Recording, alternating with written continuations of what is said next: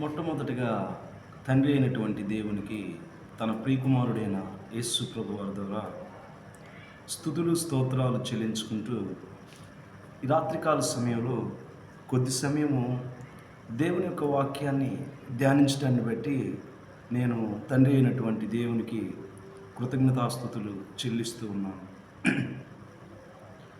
పరిశుద్ధ గ్రంథమైనటువంటి బైబిల్లో అనేకమైనటువంటి సంగతులు రాయబడ్డాయి. ఈ పరిశుద్ధ గ్రంథములో రాయబడినటువంటి మాటలు ఒక పాపిని పవిత్రునిగా చేసి పరలోకానికి మార్గాన్ని చూపించగలవు. పరిశుద్ధ గ్రంథంలో రాయబడినటువంటి మాటలు, ఈ పరిశుద్ధ గ్రంథంలో రాయబడినటువంటి ఈ వాక్యములు మనుషులకు నెమ్మదినిస్తాయి, మనుషులకు నిత్య జీవాన్ని అనుగ్రహిస్తాయి, మనుషులకు ఆరోగ్యమును అనుగ్రహిస్తాయని గ్రంథంలో అనేకమైనటువంటి ఆధారాలు మనకు తెలపబడ్డాయి. కనుక కొద్ది సమయంలో దేవుని వాక్యాన్ని, కొంత సమయము దేవుని యొక్క వాక్యాన్ని మనం జ్ఞాపకం చేసుకుందండి.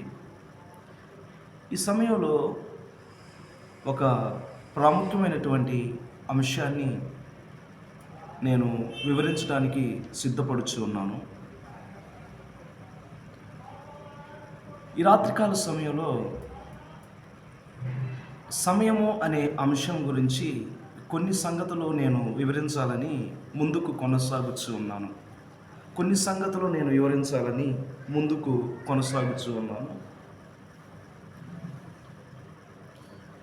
పరిశుద్ధ గ్రంథమైనటువంటి బైబిల్లోని అనేకులు సమయాన్ని సద్వినియోగం చేసుకున్న వారు ఉన్నారు, సమయాన్ని దుర్వినియోగం చేసుకున్నటువంటి వ్యక్తులు కూడా ఉన్నారు. సమయాన్ని సద్వినియోగం చేసుకొని మేలు పొందినటువంటి వారు కూడా ఉన్నారు, సమయాన్ని దుర్వినియోగం చేసుకొని వారి యొక్క జీవితాన్ని వ్యర్థం చేసుకున్నటువంటి వ్యక్తులు కూడా ఉన్నారు. అయితే ఒకవేళ మనం అనారోగ్యాన్ని కలిగి ఉంటే మనము సరైనటువంటి ట్రీట్మెంట్ పొందుకొని మంచి ఆరోగ్యాన్ని కూడా పొందుకోగలం. ఒకవేళ మనకు తగినటువంటి సంపద లేకపోయినప్పటికీ ఏదో ఒక సమయంలో కష్టపడి మరలా మనము ఒక మంచి సంపదను, అలాగే ఆస్తులను మనము సంపాదించుకోవచ్చు. ఒకవేళ ఉద్యోగం లేకపోయినట్లయితే ఈ సంవత్సరం రాకపోయినా మరొక సంవత్సరం అయినా కష్టపడి మనం ఉద్యోగాన్ని పొందుకోవచ్చు. ఒకవేళ విద్యలో రాణించకపోతే, విఫలమైపోతే కష్టపడి శ్రద్ధతో చదివినప్పుడు మరలా తిరిగి మనం గొప్ప విజయాన్ని కూడా పొందుకోగలము. అయితే ఆత్మ సంబంధంగాను భౌతిక సంబంధంగాను కొన్ని సంగతులు మనం కోల్పోయినప్పుడు మరలా కష్టపడి తిరిగి మనము పొందుకోగలము. అయితే సమయము అనేది ఒక్క నిమిషము గడిచిపోయినట్లయితే, ఒక్క సెకండ్ గడిచిపోయినట్లయితే, ఒక్క గంట గడిచిపోయినట్లయితే, ఒక సంవత్సరము లేదా ఒక నెల గడిచిపోయినట్లయితే గతించిపోయినటువంటి సమయము, గడిచిపోయినటువంటి సమయము మరలా మన కోసం తిరిగి రాదు. సమయము ఎంతో విలువైనది, సమయము ఎంతో ప్రాముఖ్యమైనది అనే విషయాన్ని మనం చాలా జాగ్రత్తగా జ్ఞాపకం ఉంచుకోవాలి. పితరుల కాలంలో మనం గమనించినట్లయితే అబ్రహాము, ఇస్సాకు, యాకోబు, ఆదాము, నోవాహు మనం చూస్తూ ఉన్నాం. వారి యొక్క జీవిత క్రమాన్ని చూస్తూ ఉన్నప్పుడు వారు ఎక్కువ సంవత్సరాలు భూమి మీద జీవించినట్లుగా మనం చూస్తూ ఉన్నాం. అక్కడ వారు జీవించినటువంటి సంవత్సరాలు, సమయాలు అక్కడ వ్రాయబడ్డట్టుగా మనం చూస్తూ ఉన్నాం. అయితే పితరుల కాలంలో కొంతమంది వ్యక్తులు వారు దేవునితో సమయాన్ని గడిపినట్లుగా చూస్తూ ఉన్నాం. ఉదాహరణకు మనం గమనించినట్లయితే ఆదికాండము 5వ అధ్యాయము 5వ వచనంలో ఆదాము బ్రతికిన దినములన్నీ 930 ఏళ్ళు, అప్పుడు అతడు మృతి పొందెను.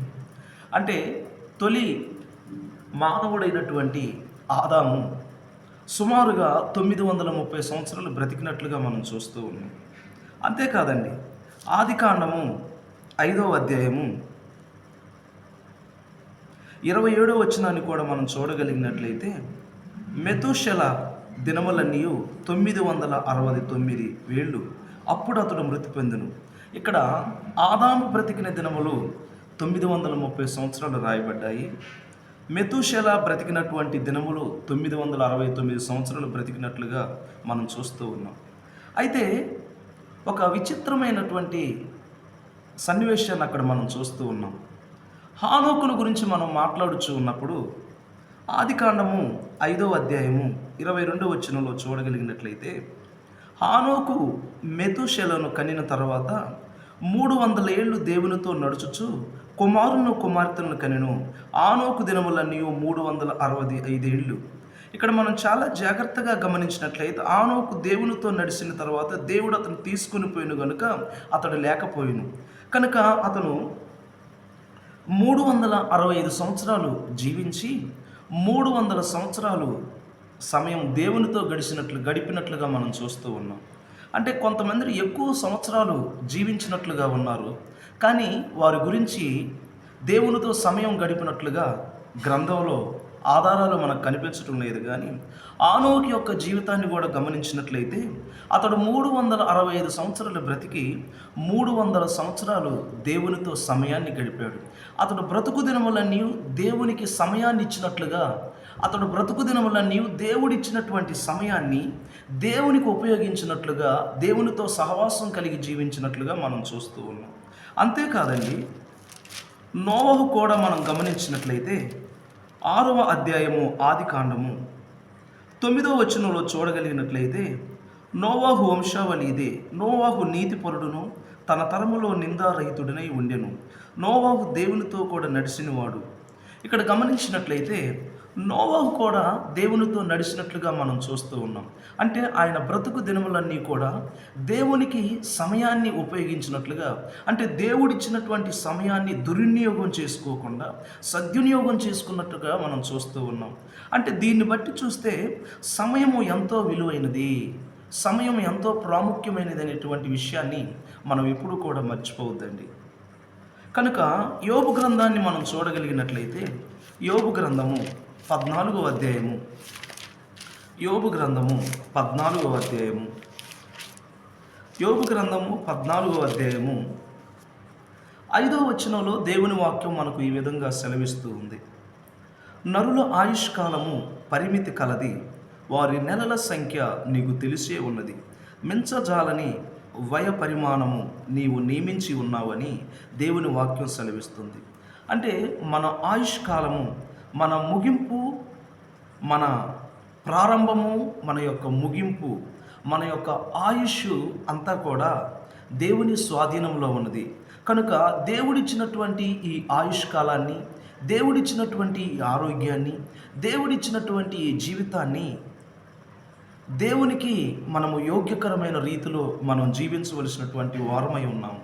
దేవుడిచ్చినటువంటి ఈ ఆయుష్, దేవుడిచ్చినటువంటి ఈ దినములు, దేవుడిచ్చినటువంటి ఈ సంవత్సరములు అన్నీ కూడా వాటికి కూడా ఒక కాలము కలదు, వాటికి కూడా ఒక కాలము కలదు, ఒక ప్రత్యేకత కలదని దేవుని వాక్యం సెలవిస్తుంది. అంటే నరుల యొక్క ఆయుష్ కాలానికి టైం ఉంది, సమయం ఉంది. దేవుడిచ్చినటువంటి ఈ సమయాన్ని దేవునికి ఇష్టానుసారముగా దుర్వినియోగం చేసుకోకుండా సద్వినియోగం చేసుకొని బ్రతకవలసినటువంటి వారమై ఉన్నాము. అంతేకాదండి, మరొక వాక్యాన్ని కూడా మనం చూడగలిగినట్లయితే, ప్రసంగి గ్రంథము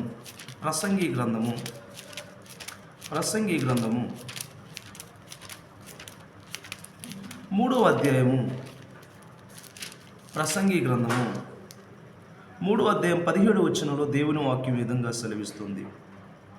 ప్రతి ప్రయత్నమునకును ప్రతి ప్రక్రియకును తగిన సమయం ఉన్నదనియు, నీతిమంతులకును దుర్మార్గులకును దేవుడే తీర్పు తీర్చుననియు నా హృదయంలో నేను అనుకుంటుని.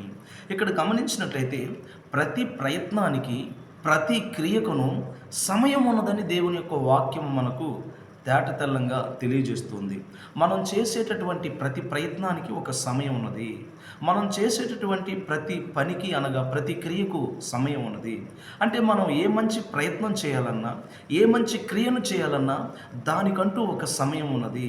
కనుక ఈ మాటలు మనం చాలా జాగ్రత్తగా గమనించినట్టయితే సమయము ఎంతో విలువైనది, సమయము ఎంతో ప్రాముఖ్యమైనది. గతించిపోయినటువంటి సమయం మరలా మన కోసం తిరిగి రాదు అని మనం జ్ఞాపకం చేసుకోవాల్సినటువంటి వారమై ఉన్నామని దేవుని యొక్క వాక్యం మనకు తేటతెల్లంగా తెలియజేస్తుంది. అంతేకాదండి, ప్రభు అయినటువంటి యేసుక్రీస్తు వారిని కూడా మనం గమనించినట్లయితే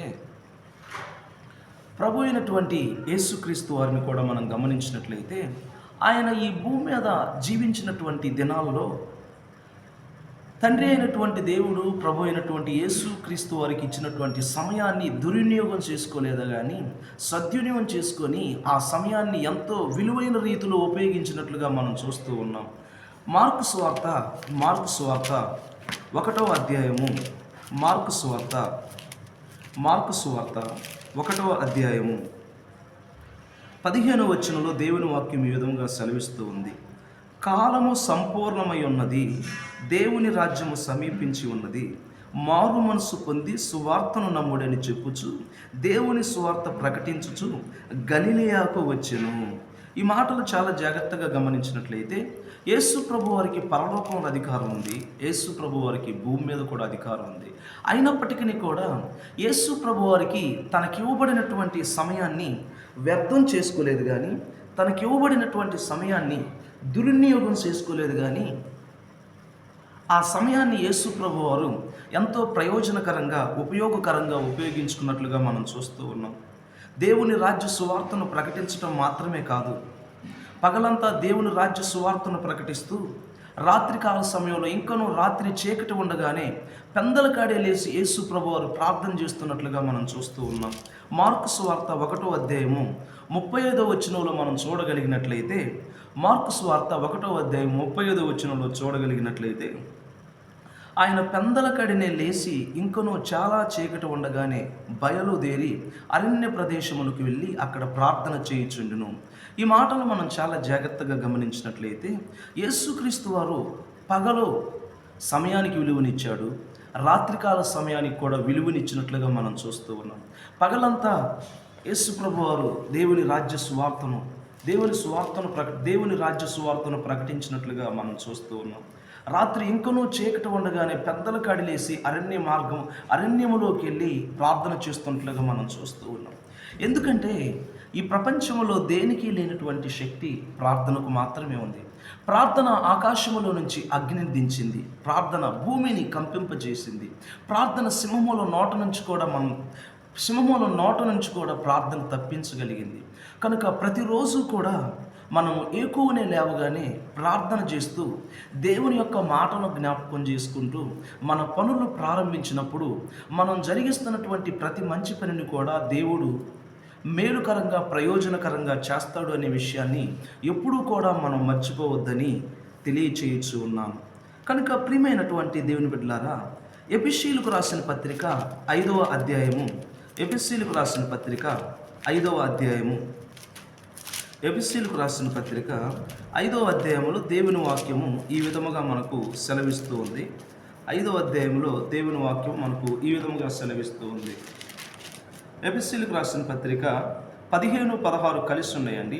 దినములు చెడ్డవి గనుక మీరు సమయమును పోనీయక సద్వినియోగం చేసుకొనుచు అజ్ఞానుల వలె కాక జ్ఞానుల వలె నడుచుకున్నట్లు జాగ్రత్తగా చూచుకునుడి.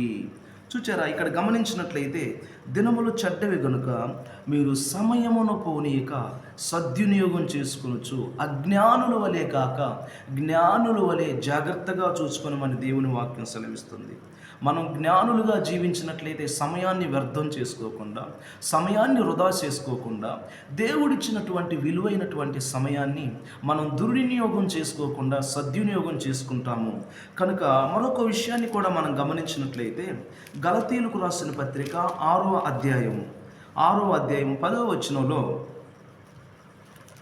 కాబట్టి మనకు సమయము దొరికిన కొలది అందరి ఎడలను విశేషముగా విశ్వాస గృహమునకు చేరిన వారి ఎడలను మేలు చేయుదుము. ఇక్కడ సమయము, కాలము అనగా సంవత్సరాలు తెలియజేస్తూ ఉంది. దినములు, గంటలను తెలియజేస్తుంది, యుగాలను తెలియజేస్తూ ఉంది. ఎపిఎస్సీలకు రాసిన పత్రిక 5వ అధ్యాయం 15-16 వచనం. ఇక్కడ సమయం అనగా ఇక్కడ ఇంగ్లీష్లో రాయబడింది, so then as we have opportunity let us do good to every one and especially to those who are of the household of faith. అంటే ఇక్కడ అవకాశము అంటే ఆపర్చునిటీ. కనుక ప్రియమైనటువంటి దేవుని బిడ్డలారా, దేవుడిస్తున్నటువంటి ఈ కాలము, దేవుడిస్తున్నటువంటి ఈ సమయాన్ని మనం ఒక అవకాశముగా తీసుకొని ఆ అవకాశాన్ని, ఆ సమయాన్ని మనం దుర్వినియోగం చేసుకోకుండా సద్వినియోగం చేసుకోవాలని దేవుని యొక్క వాక్యం మనకు తెలియజేస్తూ ఉంది.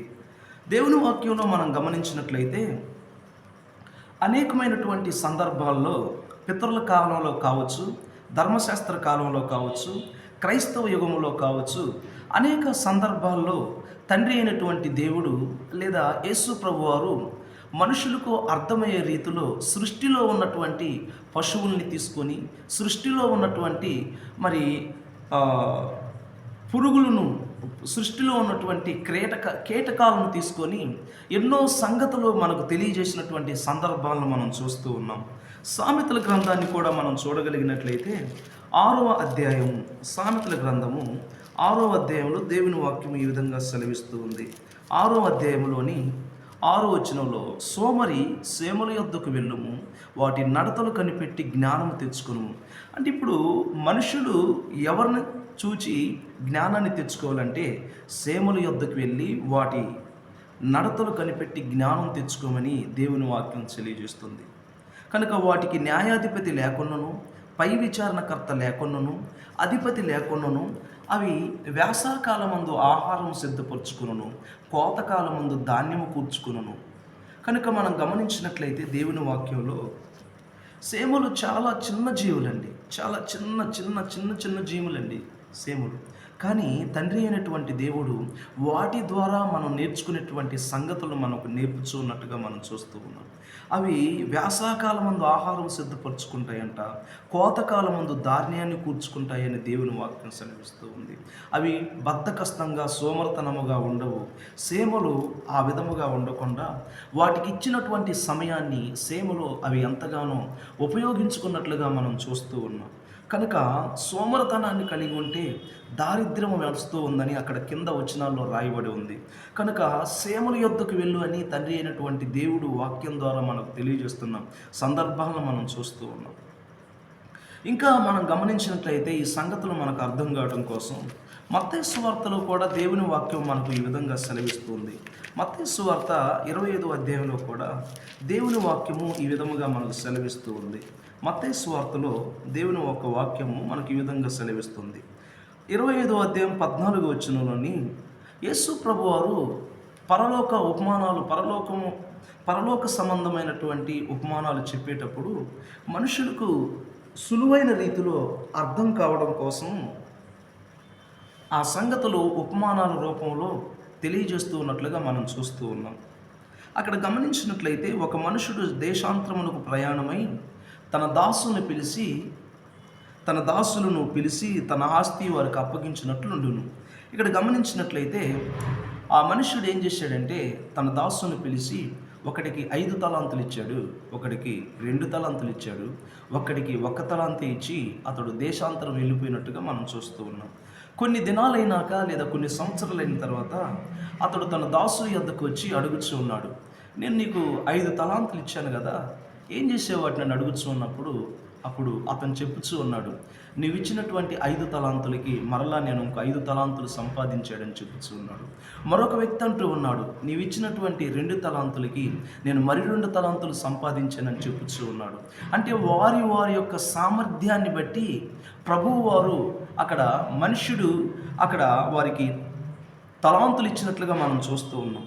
అయితే 1 తలాంతు ఇచ్చినటువంటి వాడు ఏం చేశాడు అని మనం గమనించినట్లయితే 24వ వచనంలో, మత్తయి సువార్త 25-24 వచనంలో, తర్వాత 1 తలాంతు తీసుకుని వాడును వచ్చి, అయ్యా నీవు విత్తని చోట కోయివాడువును, చల్లని చోట పంట కూర్చుకుని వాడవునైనా కఠినుడు అని నేను ఎరుగుదును. గనుక నేను భయపడి వెళ్ళి నీ తలాంతులు భూమిలో దాచిపెట్టిని, ఇదిగో నీది నీవు తీసుకునమని చెప్పెను. ఈ మాటలు చాలా జాగ్రత్తగా గమనించినట్లయితే ఆ మనుష్యుడు యజమానుడు తన దాసులకి తలాంతులు ఇచ్చినప్పుడు ఆ తలాంతుల్ని వారు ఉపయోగించినట్లుగా, వారు సమయాన్ని సరిగ్గా ఉపయోగించి కష్టపడి సంపాదించినట్లుగా మనం చూస్తూ ఉన్నాం. అయితే ఒక వ్యక్తి మాత్రం సమయాన్ని సరిగ్గా ఉపయోగించకుండా, కష్టపడకుండా సమయాన్ని దుర్వినియోగం చేసినట్లుగా మనం చూస్తూ ఉన్నాం. చివరకు ఆ వ్యక్తి ఎక్కడికి చేర్చబడ్డాడని మనం గమనించినట్లయితే మత్తయి సువార్త 25వ అధ్యాయము చివరి వచనంలో మనం గమనించినట్లయితే, అందుకు ఆయన మిక్కిలి అల్పులైన వీరులు, ఇక్కడ 25వ వచనంలోని 25వ వచనంలో దేవుని వాక్యము మనకు ఈ విధంగా సెలవిస్తుంది. 30వ వచనంలోని 30వ వచనం రాయబడింది. మరియు పనికి మాలిన ఆ దాసుని వెలుపుటి చీకటిలోనికి త్రోసివేయడి, అక్కడ ఏడుపును పళ్ళు కొరుకుటయు ఉండునని చెప్పాను. మత్తయి సువార్త 25వ అధ్యాయం 30వ వచనంలో ఒక్క తలాంతు ఇచ్చినటువంటి వ్యక్తి మట్టిలో పాతి పెట్టాడు. ఆ తలాంతులకు ఇంక అతను ఏమి కష్టపడకుండా సమయాన్ని దుర్వినియోగం చేసుకున్నట్టుగా మనం చూస్తూ ఉన్నాం. యజమానుడు వచ్చి అతనికి ఇచ్చినటువంటి ప్రతిఫలం ఏంటంటే, మరియు పనికి మాలిన ఆ దాసుని వెలుపుటి చీకటిలో త్రోసివేయడి, అక్కడ ఏడుపును పళ్ళు కొరుకుతూ ఉండినని తెలియజేస్తున్నట్టుగా మనం చూస్తూ ఉన్నాం. కనుక ఈ రాత్రికాల సమయంలో మరొక విషయాన్ని కూడా మనం గమనించినట్లయితే, యేసు ప్రభువారు కూడా తండ్రి అయినటువంటి దేవుడు యేసు ప్రభువారిని ఈ భూమి మీదకు పంపినప్పుడు యేసుక్రీస్తు వారు అనేకమైనటువంటి సుబోధలు చేసినట్లుగా మనం చూస్తూ ఉన్నాం. గుడ్డివారు చూచారు, మూగవారు మాట్లాడారు, చెవిటివారు విన్నారు, కుష్ఠరోగులు శుద్ధులయ్యారు, చనిపోయిన వారు బ్రతికారు, పాపులు పశ్చాత్తాపడ్డారు, యేసు ప్రభువుని సొంత రక్షకునిగా అంగీకరించాడు, పాపిని ప్రేమించాడు, పాపాన్ని ద్వేషించాడు. యేసు ప్రభు వారి యొక్క బోధలు, యేసు ప్రభు వారి యొక్క మాటలు అనేకులకి మాదిరికరంగా ఉన్నట్లుగా మనం చూస్తూ ఉన్నాం. కనుక ప్రియమైన దేవుని బిడ్డలారా, యోహాను సువార్త 17వ అధ్యాయము, యోహాను సువార్త 17వ అధ్యాయము, యోహాను సువార్త 17వ అధ్యాయంలో గమనించినట్లయితే 4వ వచనంలో, చేయుటకు నీవు నాకు ఇచ్చిన పని నేను సంపూర్ణముగా నెరవేర్చి భూమి మీద నిన్ను మహిమపరిచితిని. ఇక్కడ గమనించినట్లయితే తండ్రి అయినటువంటి దేవుడు ప్రభు అయినటువంటి యేసుక్రీస్తు వారిని ఈ భూమి మీదకు పంపినప్పుడు తండ్రి అయినటువంటి దేవుడు యేసు ప్రభు వారికి ఏమి బోధించమని చెప్పాడో, ఎలాగ జీవించమని చెప్పాడో అది అంతటిని కూడా అన్ని విషయాలు కూడా, చేయుటకు నీవు నాకు ఇచ్చిన పని నేను సంపూర్ణంగా నెరవేర్చి భూమి మీద నిన్ను మహిమపరిచితిని. అంటే ఈ మాటలు మనం చాలా జాగ్రత్తగా గమనిస్తున్నట్లయితే యేసు ప్రభువారు తండ్రి అయినటువంటి దేవుడు తనకిచ్చినటువంటి సమయాన్ని ఎంతో విలువైనదిగా పరిగణించి ఆ సమయాన్ని ఉపయోగకరమైన రీతిలో ఉపయోగించినట్లుగా మనం చూస్తూ ఉన్నాం. కనుక ప్రియమైనటువంటి దైవ జనాంగమా, ఈ రాత్రికాల సమయంలో మనం గమనించినట్లయితే యేసు ప్రభువారికి ఇవ్వబడినటువంటి సమయము, ఆయన కేవలం 3.5 సంవత్సరాలు మాత్రమే దేవుని వాక్యాన్ని బోధించినట్లుగా మనం చూస్తూ ఉన్నాం. కానీ అతి కొద్ది సంవత్సరాల్లోనే యేసు ప్రభువారు మరి ప్రపంచ దేశాల్లో నలుమూలలా వ్యాప్తి చెందినట్లుగా మనం చూస్తూ ఉన్నాం. ఈరోజు అమెరికా, ఇండియా, ఇంగ్లాండ్, జపాన్ ప్రపంచ దేశాల్లో యేసు ప్రభువుని గురించి మాటలాడనటువంటి వారు లేరు, యేసు ప్రభువుని గురించి ప్రకటించినటువంటి వారు ఈ భూమి మీద లేరు అని మనం తేటతెల్లంగా తెలుసుకునవచ్చు. కనుక యేసు ప్రభు వారు ఈ భూమి మీదకు వచ్చి మనము ఇంకనూ పాపులమై ఉండగానే యేసు ప్రభు వారు మన పాపముల నిమిత్తము చనిపోయి సమాధి చేయబడి తిరిగి లేపబడ్డాడు. తన నమ్మినటువంటి శిశువులకు 40 దినాలు కనిపించినట్లుగా గ్రంథంలో ఆధారాలు మనకు కనిపిస్తూ ఉన్నాయి. కనుక ఎవరైతే యేసు ప్రభు యొక్క మాటలు విని విశ్వాసం ఉంచి మారు మనసు పొంది నీటి చేత బాప్తీసం పొంది ప్రభువు మరణాన్ని జ్ఞాపకం చేసుకుంటూ మరణం వరకు నమ్మకముగా ఉంటారో వారి కొరకు పరలోకంలో స్థలాన్ని సిద్ధపరచడానికి ప్రభు అయిన యేసుక్రీస్తు వారు వెళ్ళినట్లుగా గ్రంథంలో ఆధారాలు మనకు కనిపిస్తూ ఉన్నాయి. యేసు ప్రభు వారు ఈసారి యూదా గోత్రపు సింహములాగా రాబోవచ్చు ఉన్నాడు. కనుక ఎవరైతే మరి ప్రభువుకు దూరంగా ఉంటూ ప్రభువును అంగీకరించకుండా ఉంటారో వారు ఇడవబడతారని దేవుని యొక్క వాక్యము తెలియజేస్తుంది. కనుక ధనవంతుడు నా ప్రాణమా తినుము తాగుము సుఖించుము అంటున్నట్టుగా మనం చూస్తూ ఉన్నాం. ఆయన ఓదారంగు వస్త్రాలను ధరించుకొని విలాసవంతంగా జీవిస్తున్న సందర్భాలను మనం చూస్తూ ఉన్నాం. తన బల్ల మీద నుంచి ఎంగిలి మెతుకులు పడుతూ కురుపులతో సీములతో బాధపడుతూ ఉన్నటువంటి ఆ వ్యక్తి పేద లాజరు బల్లా మీద నుంచబడినటువంటి రొట్టె ముక్కలు తిని బ్రతుకుచు ఆ లాజరు చనిపోయాడు. ఒక దినాన ఆయన అబ్రహాము రొమ్మున ఆనుకున్నాడు. ఈ ధనవంతుడు ఈ భూమి మీద ఉన్న దినములన్నీ కూడా తన ధనాన్ని బట్టి, తనకున్నటువంటి గౌరవ ఘనతలను బట్టి దేవుని వాక్యానికి సోటు ఇవ్వకుండా, హృదయంలో దేవునికి సోటు ఇవ్వకుండా, తన ఇష్టానుసారముగా జీవించి మరణించి వేదనకరమైనటువంటి స్థలములోకి వెళ్ళినట్లుగా మనం చూస్తూ ఉన్నాం.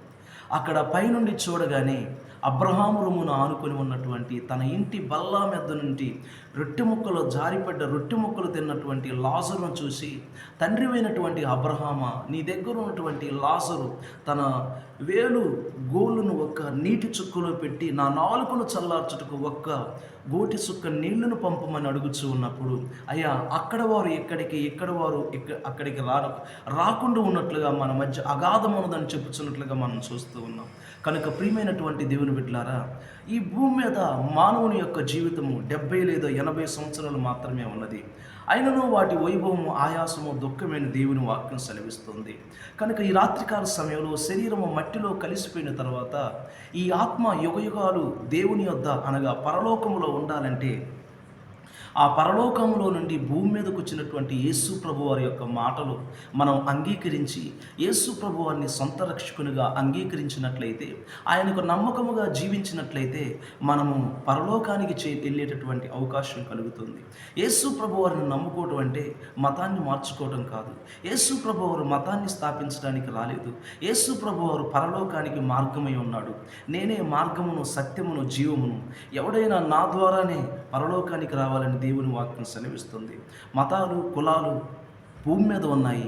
కనుక ప్రియమైనటువంటి దేవుని బిడ్డలారా, యేసు ప్రభు వారు ఒక మతాన్ని స్థాపించడానికి వచ్చినటువంటి మత బోధకుడు కాదు. ఆయన పాపులను రక్షించడానికి క్రీస్తు యేసు ఈ లోకానికి వచ్చాడని దేవుని యొక్క వాక్యం మనకు తెలియజేస్తుంది. కనుక ఈ వాక్యం చేత నన్ను నేను హెచ్చరించుకుంటూ, మిమ్మల్ని వాక్యం చేత హెచ్చరిస్తూ, ఈ మాటలు మీ ఆత్మ సంబంధమైన జీవితానికి ప్రయోజనకరంగా ఉంటాయని భావిస్తూ ఈ మాటలు ముగిస్తూ మీ అందరికీ నా వందనాలు తెలియజేస్తున్నాను. అందరికీ వందనాలు.